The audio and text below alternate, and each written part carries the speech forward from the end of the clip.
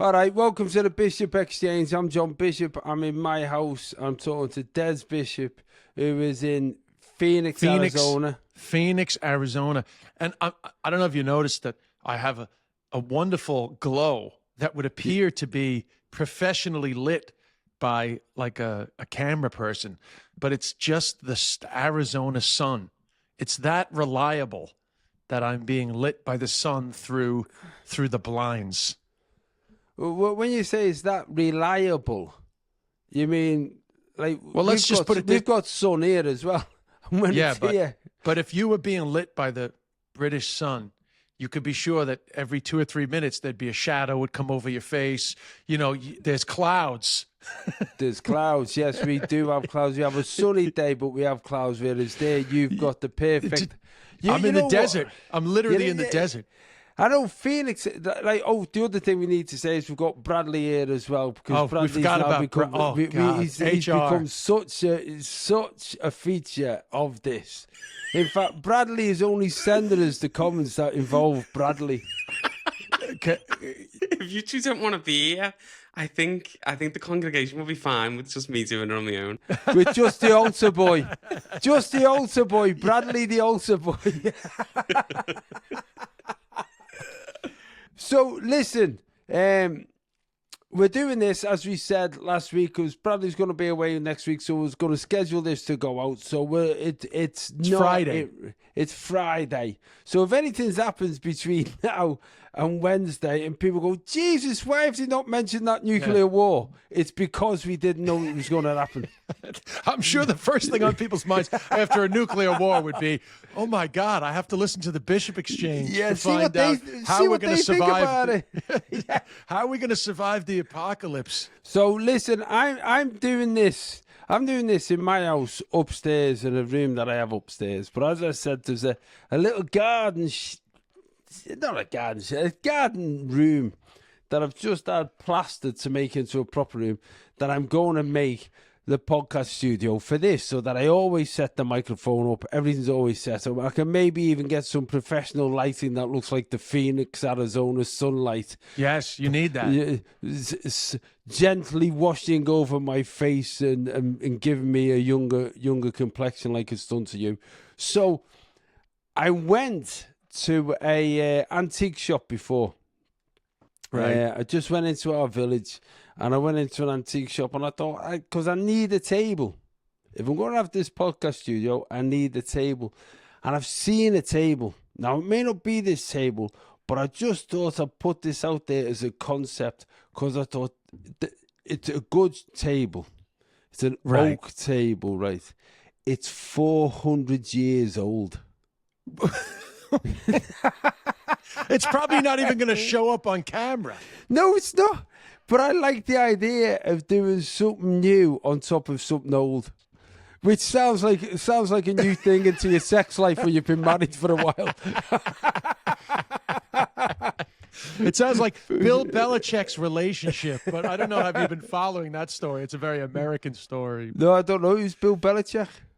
He was the head coach of the New England Patriots during their golden era with Tom Brady, but he has a very young girlfriend now, and it's a big story. But if you don't know it, we won't get into it. Don't worry about it. No, but I love his name, Bill Belichick.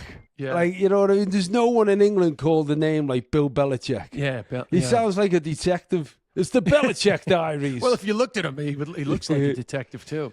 So I just thought this concept, this table, is 400 years old. It's from 1640. And you're going to buy that for your podcast studio? I was just, it just struck me as such a cool idea. This testosterone does more than it really does something to your brain. Don't you think it's cool, though? No, I mean, listen, 100%. I think it's cool. For people who are in the Illuminati, stuff like this is cool, you know? Yeah, there might be a secret message that's been ingrained into the table that's trying to get out via the internet, and I'm going to release it to the world. I think it's cool, but I think it's unnecessary. But if that's the table that you want to get, you know, I would have thought you would have bought like a felt covered, like podcasting table. Oh, they're a thing, are they? Well, I think they are. Like, I feel like when you go to like radio studios, they always have like Yeah. kind of cushioned, felt covered things. But that's the difference between a radio studio and a room in my garden that's attached to the shed where the boiler is.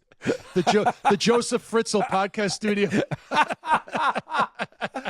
Oh, Jesus. Forget, there's a blast from the past. I tell you what, this podcast has gone very inappropriate with the age relationships, hasn't it?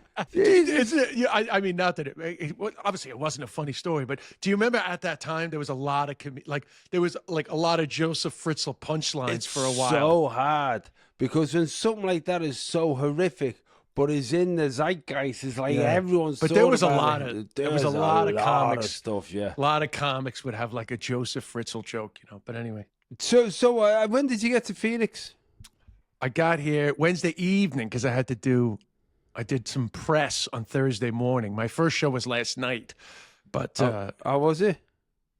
Oh, it was great. I had a boomer humor moment actually. Have we on this pod? I can't remember. Have I told you the joke I have about? I posted on my Instagram about the I say I'm from the pre-remote control generation, and then I twist my hand, but I say I'm from the generation. No. So what do you think I'm doing when I do this, Bradley? Turning the cooker on. I'm changing the channel, right? I'm because you had the dial, right, John? Yeah, but we have buttons because we didn't have as many as you. Yeah, because We when only I had moved to 3 Ireland, channels. when I moved to Ireland, actually, I noticed that there was more of the buttons rather than the dial. Yeah, Yeah, because but you had the Yes. and you didn't have that. We didn't have that. We had There's the a cultural difference. There, and we had radio rentals, which is called radio rentals, but it's where you rented your telly. So we rented Yes. the telly. Yes, and honest to God, I think there's a massive correlation between obesity and remote controls. Because when we wanted to turn the telly over, we at least had to walk across the room and get turn up. it over. Which meant you watch shit. You'd sit there thinking, I can't be bothered to walk over. I'm going to finish the end of this program and hope something better's coming. Because you've no idea what's coming on. If you didn't have the paper, there was no way of seeing what was coming on next. Yeah, I mean, listen, this could get very deep very fast, but I would argue that choices only bring misery. Options bring pain. Because really, we were fine with the few options that we had on the TV. You were forced to just watch shit. And in the end, you just got into it. Whereas now, there's too many options. You never settled. That's where the anxiety comes from. FOMO, FOMO, bro. FOMO is the core root of all of modern problems in society. and heart disease.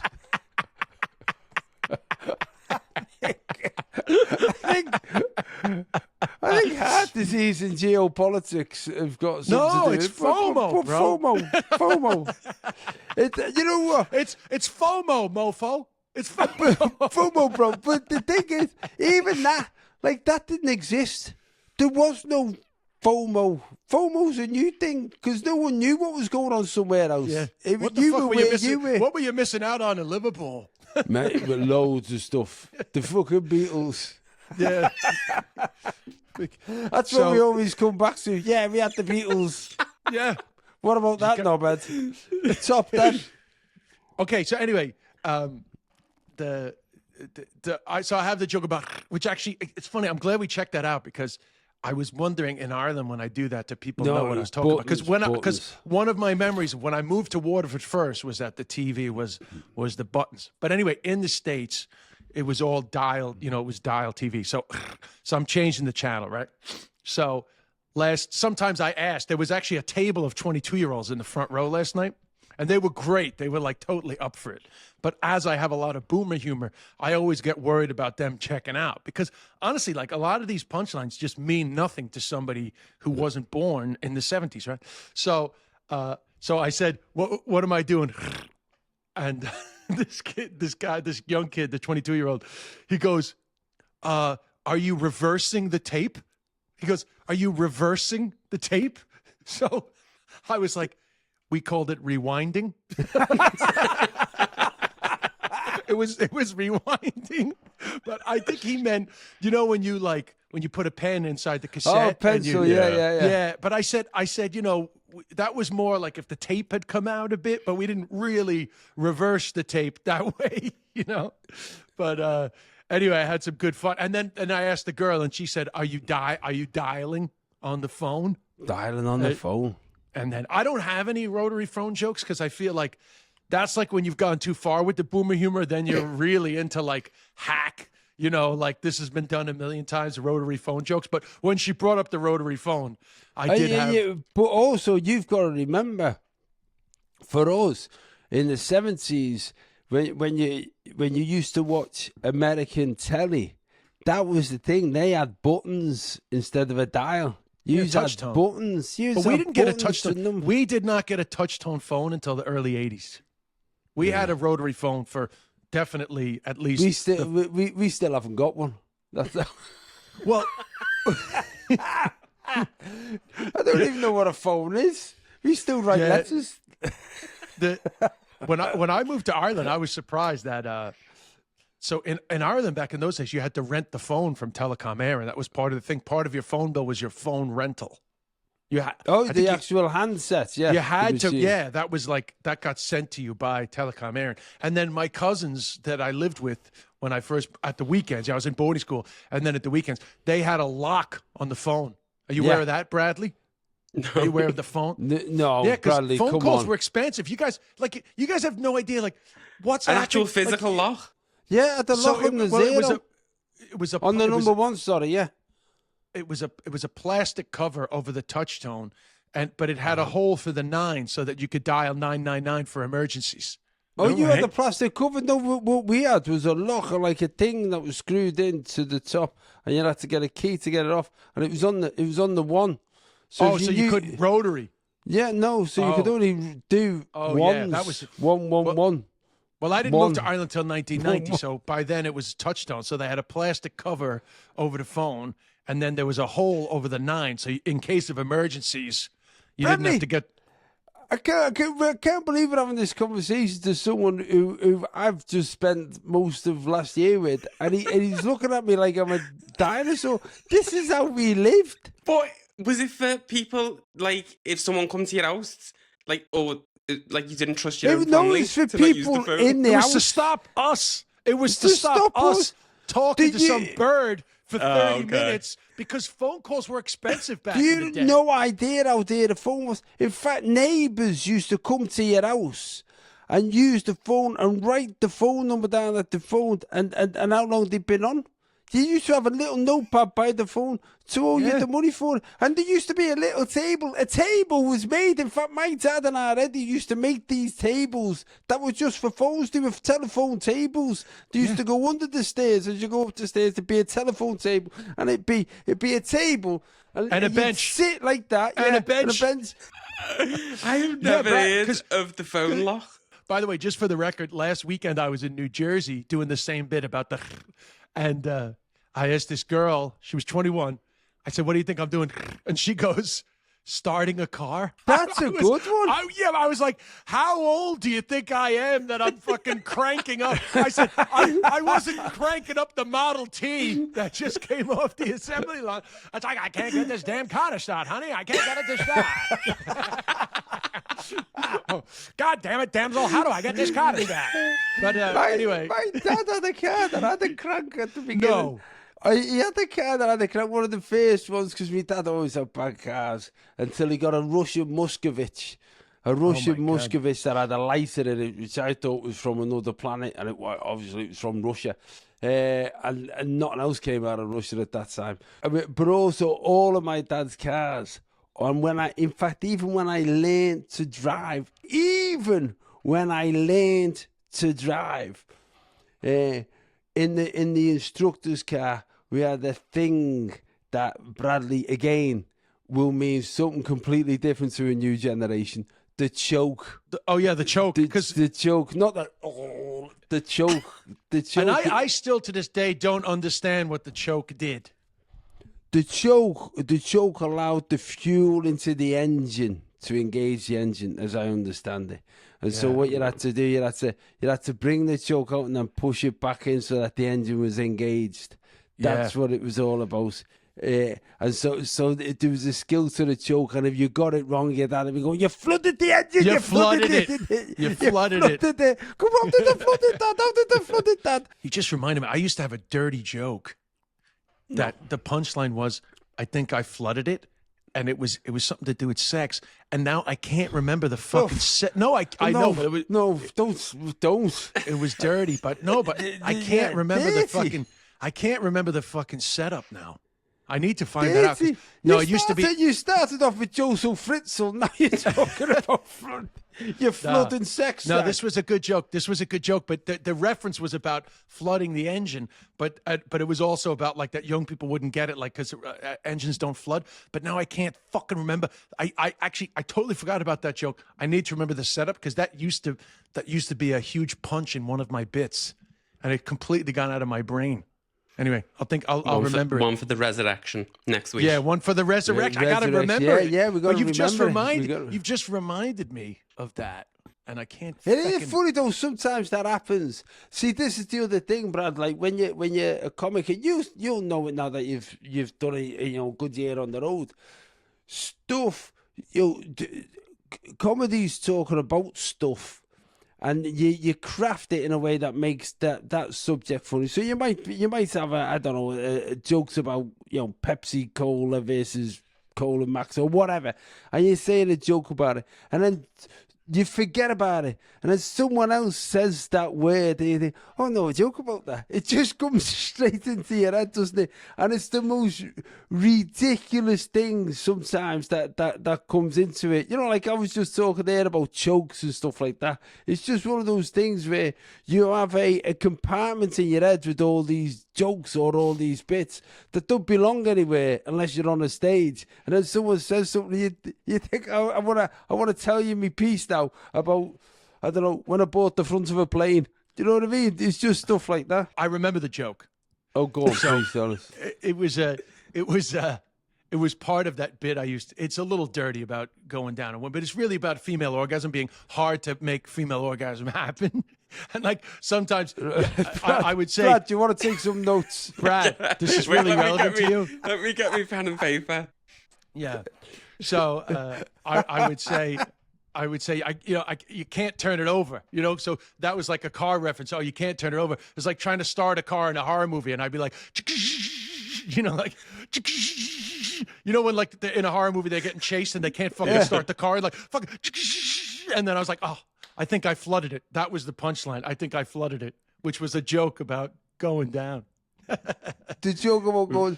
Bradley's now trying to work it all out. He has no idea what's Bradley's going on. thinking, is that what happens when men go that they make that noise? Like the drilling for oil. It's a metaphor. It's a metaphor. Did you, Brad? Honestly, it's like fracking. That's what it's like. Going down a girl's like fracking. Is that how fracking sounds, John? I didn't know you were such a fracker. You're pretending that you were doing fucking thermal heating in your house, but you've been fracking in fucking Surrey. What noise would you do for an engine that won't start? You do your engine not starting noise. No, John, I'm doing a metaphor. You're being direct. John. What's your engine not starting noise? Mate, I've never had an engine not start. Don't you worry about that. What are you talking? You're talking about choking earlier on. What? Never do it. Do your engine. Never do your sound never effect. needed to resort to the choke. Don't you worry about that. Johnny knows. That's Johnny. That's a boomer thing. Choking's very popular now. It's standard now. It's like this podcast become like When Harry Met Sally. Yeah, sorry, you want to Google When Harry Met Sally? Yeah, exactly. I know that reference. Yeah. Yeah. Do Very you know what's funny funny. is we live around the corner from Katz's Deli, and at one Oh, stage, the deli where it was. yeah, and at one stage, like Hannah was like, talking about why is Katz's Deli so popular, and I was like, well, like that's where Meg Ryan, faked an orgasm, and she was like, that's where that was. That's literally what made that place so insanely famous. But now I guess Really? people just go because it's like the place to go. But that's the thing that put that on the map. Next time I'm over, I'm going to fake an orgasm.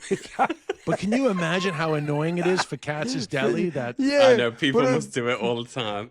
But I'll a have man what she's fa- having. a man faking an orgasm is just going to be some bloke in the corner go, John.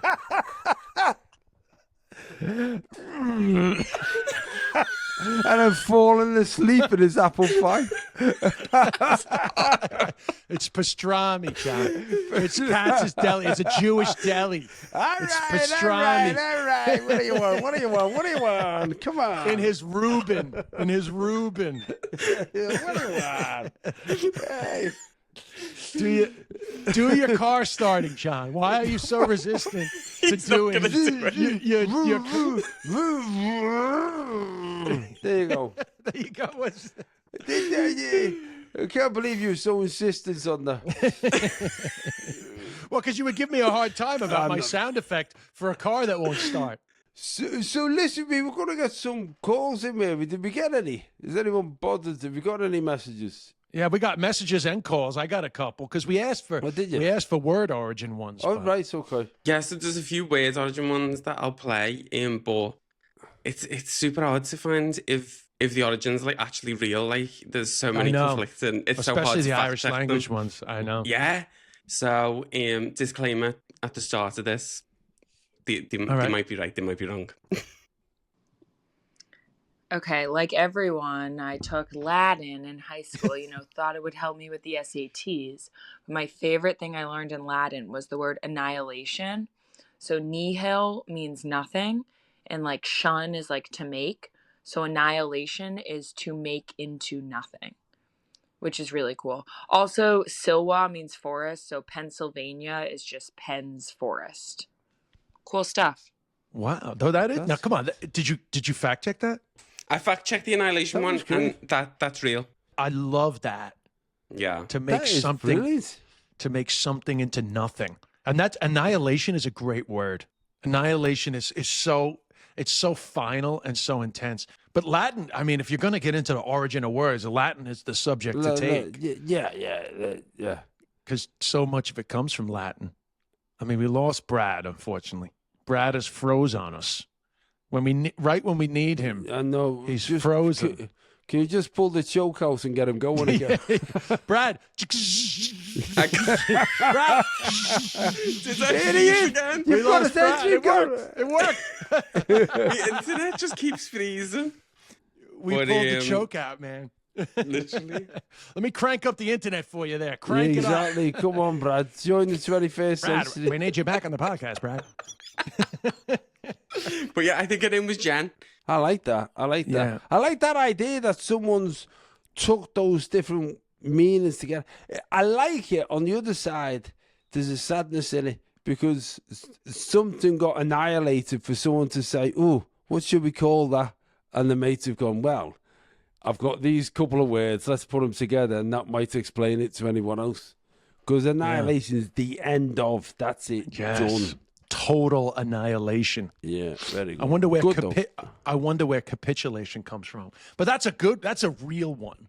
Yeah, yeah. Because did anybody send you a voice message about the way Americans, particularly in what is it, African American vernacular, AAVE, the way Americans say you dig, like you Yes, understand? we had 2 voice notes about this.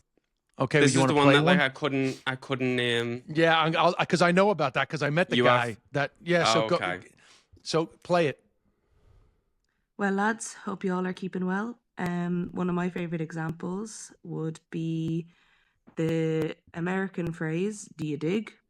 meaning do you get it or do you understand? Apparently comes from the Irish "on digging to," which is the Irish for "do you understand?" and it's said that this originated probably when Irish immigrants and African American communities were living in the same neighborhoods. Not sure if it can be debunked, but if it's true, that will be one of my favorites. You dig? You dig. Yeah, so this is controversial. So it comes from a book. It comes from a book called How the Irish Invented Slang by a guy called Daniel Cassidy. And I mean, I think he didn't make it up. I think he also had heard this kind of like the rumor that that's where you dig comes from. But Well, what is the Gaelic word? so it's actually it's tiggin. Tiggin means to understand, but Irish verbs, the way they get conjugated, if you're asking the question, it becomes undiggin to, because the D, I believe they call that lenition. The Irish grammar, you have to put a D at the beginning of the word. So undiggin to means do you understand? Yes, John. So what's conjugated? Oh, well, sorry, John. This is English. So you didn't study grammar in school? You know what? I got a letter. It only came through on email yesterday from my old English teacher, and it's been sent round the houses, and their neighbour has emailed it to me, and the school I went to, they just went, look, there's only so much we can teach these kids, and conjugating of verbs is not going to be one of them. And so they just, grammar got, full stops and capitals at the beginning. That'll do you. The rest of it, you'll just have to pick up as you go along. So I honestly don't know what a I'm You're thinking of conjugal visits in prison. That's what you're thinking about. Can't get your mind out of the gutter today, John. So what is a conjugated? So, well, first of all, I don't, because Irish grammar is so unique, I don't know if you consider how a verb gets changed in a question to actually be conjugation, but without getting too pedantic. So like conjugating a verb is like I go, she went, I went, he goes, he will go. That's the conjugation, the different way, the different tenses of the verb and all that. So the verb being the action, and the conjugation being putting the action in context. Well, mainly, mostly to do with tense, mostly to do with what tense you're trying to portray in the verb. And obviously, sorry, John, you asked the question, what's conjugation? You could have just fucking sat there in ignorance like you obviously did your entire education. This is not the first time the word conjugation has come up. I don't know why at 50-something years old you finally decided, now I'm going to raise my fucking hand. Why didn't you raise your hand in fucking primary school? Because they said you'll get there in the end, and I thought, okay, I'm going to be 60 next year. Let's see if I can understand it before I forget how to speak. Let's see. No. I'm joking. Anyway, conjugation is just how you break down a verb, And Irish grammar is actually very complicated. English grammar is also, but we don't.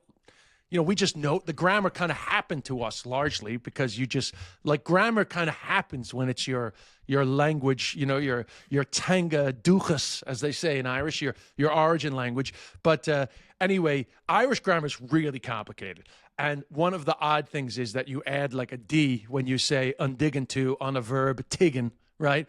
So it's very common to say undiggin to. Like, the way we would go, like, you know what I mean? You know what I mean? It's like, you kind of know what people mean, but it's just like a way that you would say that, like, oh, that guy was being weird. You know what I mean? Like, you don't really need to say, you know what I mean? You just say it. And Irish people, when they're speaking Irish, like native speakers, they do say a lot, undiggin to. It's just like a throwaway thing.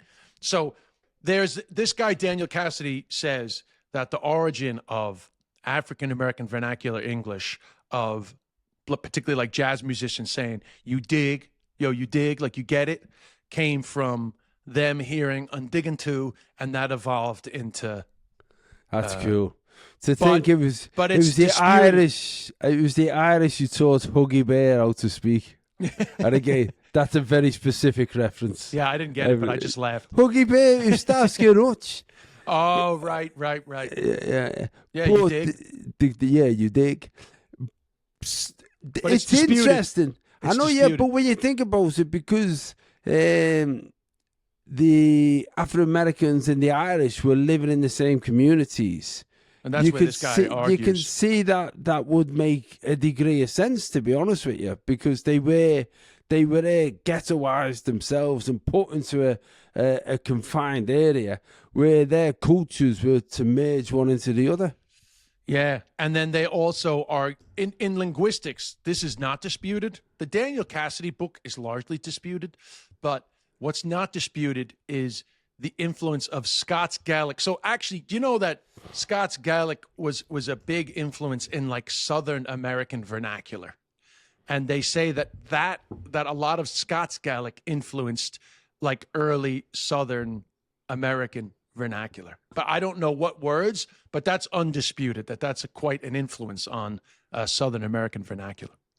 Yeah, it says from what I was looking up, it says there's apparently a more linguistically supported origin from a West African language called Wolof, where deg means to understand.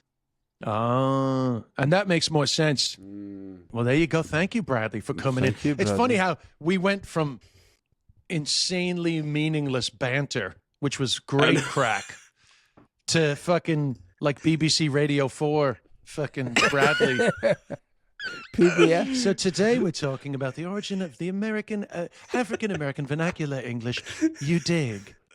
Bradley, our language expert. Another interesting one that someone messaged in just on text saying in English, Shazza Salter asked, I want to know the meaning of the word avocado. Avocado? Yeah, it's actually derived from the word testicle, likely due to its appearance. Wow. But again, disputed. Some people disputed. don't. Disputed. I know. I know, but no wonder you love avocados, Bradley. When you look at an avocado, it does look like a shiny scrotum. It's the texture. Shiny green. Right. There's the thing about it. That's interesting. You can see why they would put two and two together and call them a Well, testicle. not 2 and 2 all the time. Don't pick on Des. Yeah, don't pick on Des.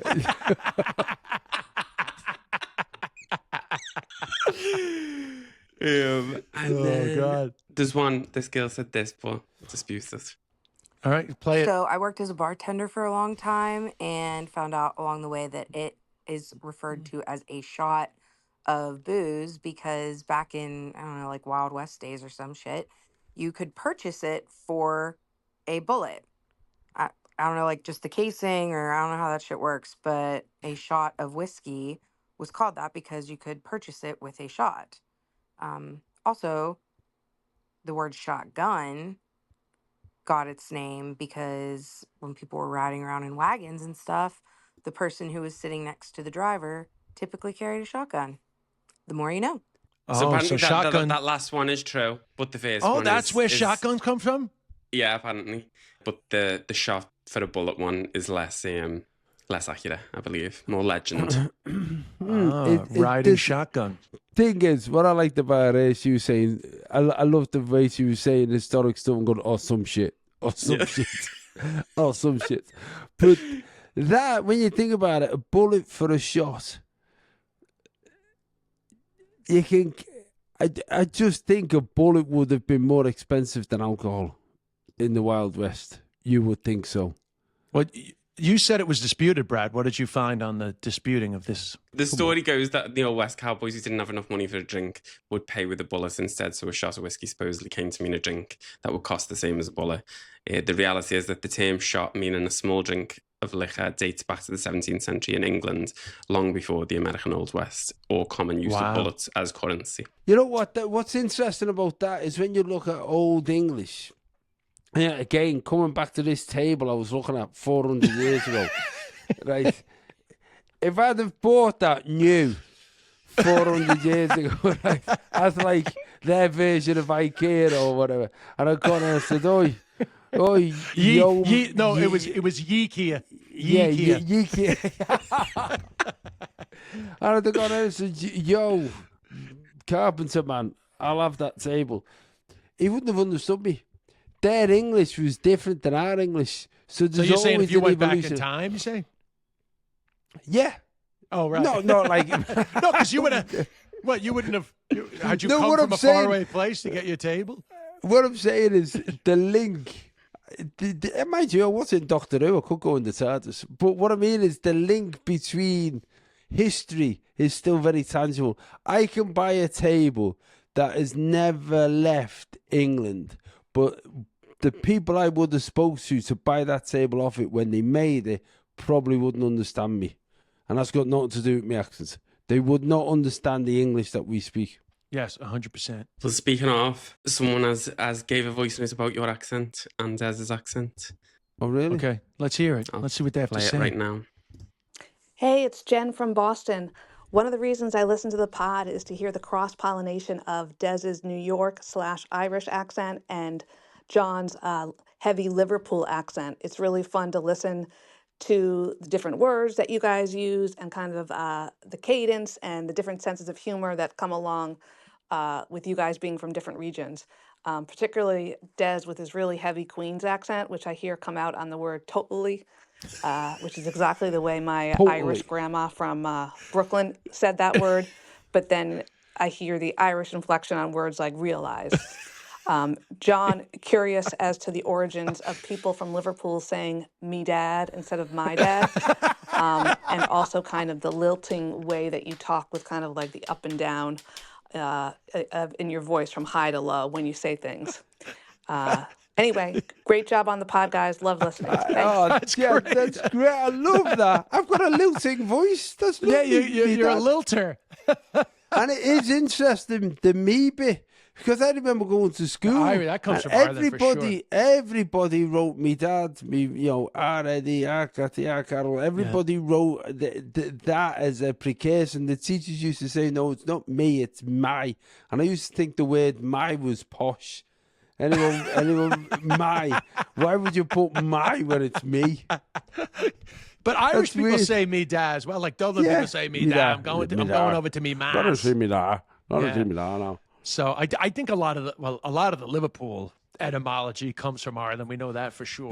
No, but it's just so interesting that she hears these differences. Yeah, and very interesting differences. Yeah, but Liverpool's also got Welsh because it's so close to Wales. So Yes. it's that Irish-Welsh mix. Now I have to Uh, say something.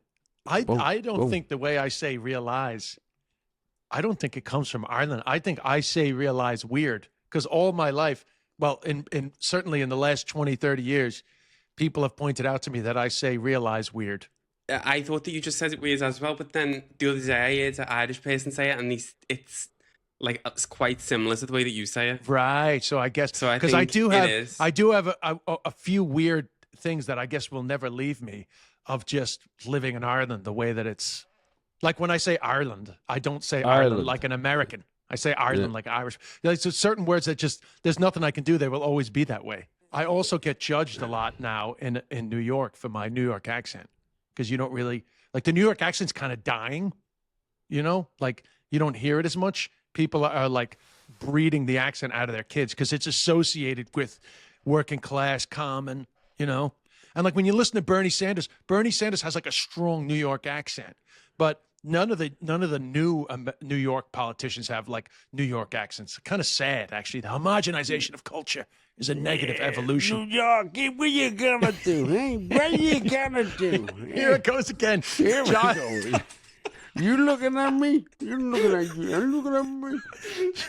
John always looks like he's having a stroke when he does a New York accent. When he does a New York, he contorts his face in a way that is so uncomfortable. If I was to walk around New York going, hey, baby, you want to hey, you want a coffee? Have you just been to the dentist? Have Hey, you just at the dentist? Come and have a shot with me, baby. You dig?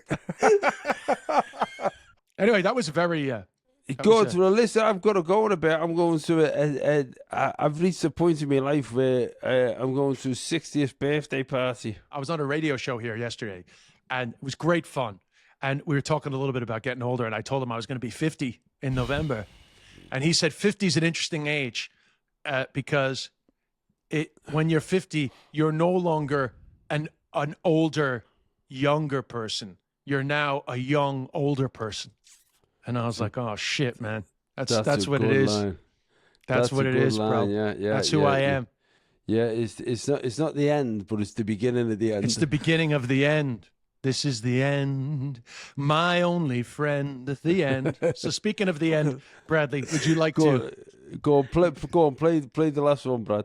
You probably thought that was a church song, Brad. It was the Doors. I know. Great meeting you guys a couple of weeks ago.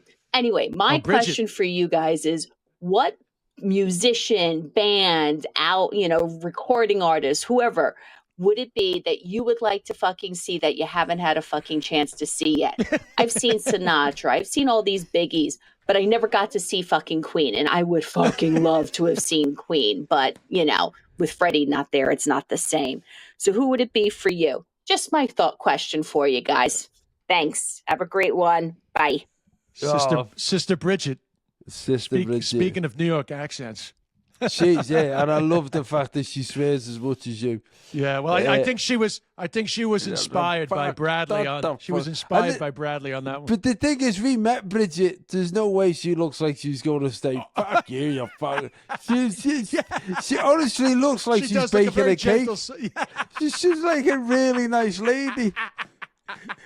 I've just baked the cake, have you? Yeah, of course I fucking have, you fucking god. Put the fucking cake down your mouth and shut the fuck up. Fuck up. Shut the fuck up. And put on We Are the Champions, you fucking piece of shit. Come on, what's wrong with Queen, you fucker?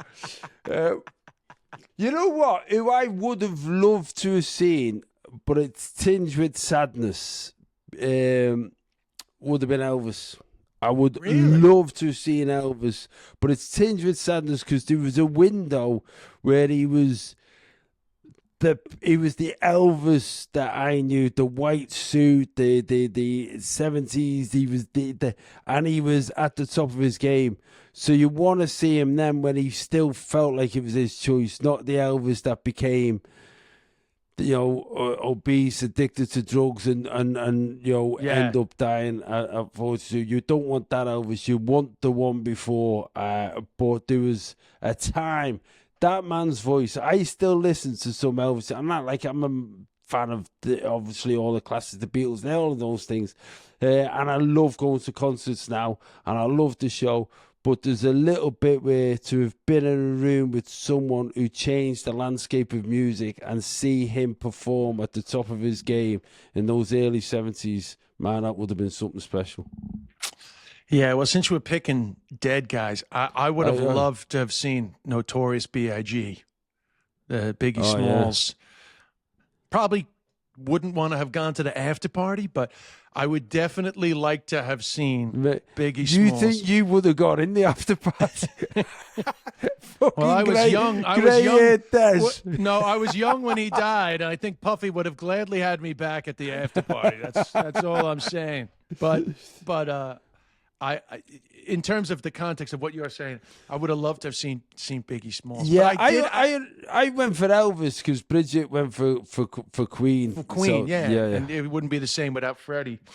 I can't honestly. I did have like a bucket list show, and thank God I did, because one of them died not that long afterwards. I saw the Beastie Boys at the Electric Picnic. Oh, really? In probably like 2007, I think. Maybe, 2007, maybe 2006. But God, it was so good. I had to wring out my T-shirt afterwards. I mean, I danced as hard as a guy in his mid-30s could dance. I mean, it was so awesome. And thank God, because then one of them died afterwards. Yeah. But that was like that was like one that I waited all my life. And you know what was great about that? I was so desperate to be towards the front of that gig. The band that were on in that tent before them were Erasure. Oh, right? Yeah. Yeah. And so I was like, I remember Erasure. I'll go watch them so that when it finishes, I can pump up to front. And let me tell you, Erasure were just as good as the Beastie Boys. Erasure, superb. Do you know them, Bradley? I've seen them a couple of times. Yeah, my mum loves Erasure. Yeah. That was incredible. They were And he's brilliant. like, he was in his 50s. You know, he didn't, he was older, but the fucking gig was awesome. Yeah. Obviously, I think I remembered their biggest hit, but I was like, I wonder will I remember that? Almost every song they fucking played, I knew the words. They had every hit song. after hit after hit. Every at a song time, they played, I knew the time when you were absorbing these things into your medullas, into the deep recesses of your brain, so that they will always come out. Sometimes I'll be in a car and a song will come on, and I just know all the words without even knowing I knew the song. You know what I mean? Because it was so significant. You know what I mean? Yeah, you forget that you know all these words. What's your one, Brad? You know what? I can't think of one off the top of my head. I was going to say like, maybe like Britney, no? Yeah, I was going to say like maybe like peak era Britney, like I've only seen Britney when she was in the conservatorship. So maybe if I got to see Britney when she was like first popping, maybe that would be mine. But yeah, I've seen a lot of the people I want to see because I'm young. Yeah.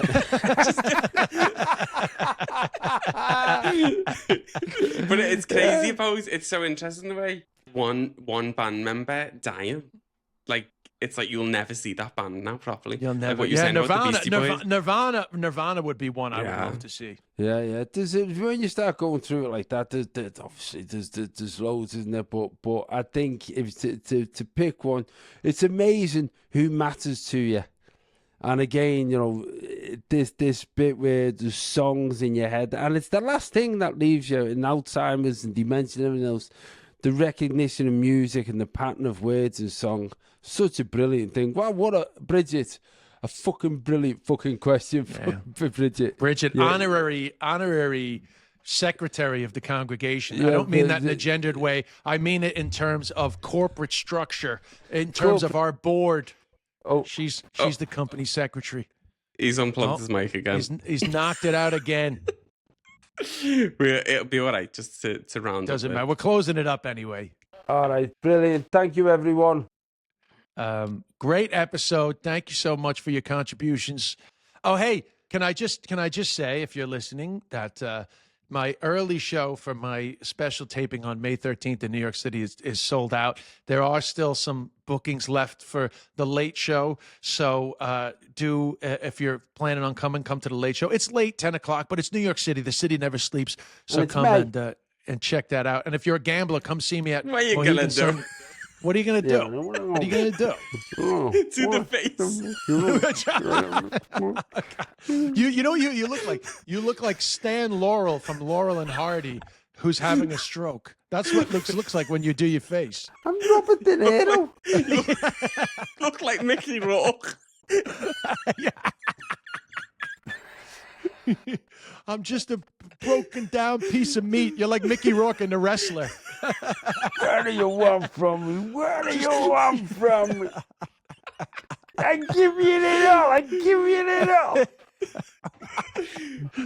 Look, see, that's Laurel and Hardy. That's Laurel and Hardy right there. No, actually, you look like the Anonymous mask. The Scream mask. I don't know if this is as funny to everybody else. The song of content everyone's at. If you're watching, this is great. My face head over to YouTube to see what we're actually laughing and at. leave comments on the Spotify. We love the Spotify comments. And do all the subscribing and everything. It's brilliant. You know what? I'm enjoying doing this. I am. It's great fun. All right, everybody. Well, thanks so much. Spread the word. Spread the word. Cheers, everyone.